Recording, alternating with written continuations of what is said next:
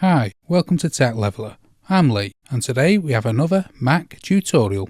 And in this super quick video, I'm going to show you how to factory reset your Mac. Now, if you have the latest Mac OS, then it is really simple. All you need to do is come to the top right hand corner here and press the little Apple logo. Then you want to come down and select System Settings. Then come down to General here.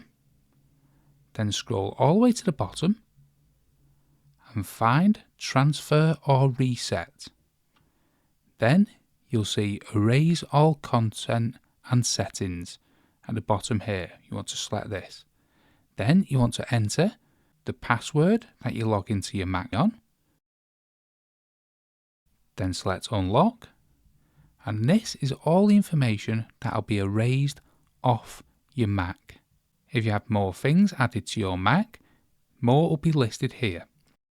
You simply just press Continue. Then you want to sign into iCloud. So once you get the password correct, press Continue. Then you'll get this pop-up. You are about to erase all content and Mac settings from this Mac.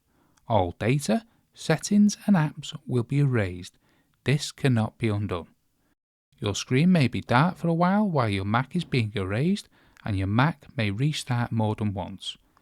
This process is complete when your Mac displays hello on the screen. So if you're happy with that, select Erase All Content and Settings. And as it says, as you can see, it'll restart, and maybe a few times.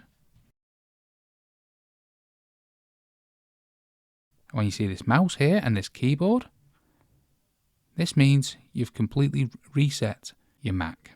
I'll add a keyboard and mouse, connect to the Wi-Fi. As you can see, when it restarts, there you go, hello. Now at this point, you could go and trade in your Mac, sell it, or do whatever you wish. That's how easy it is to do on the latest Mac OS. Hope you found this video helpful. If you did, smash the like, smash the subscribe, and thanks for watching.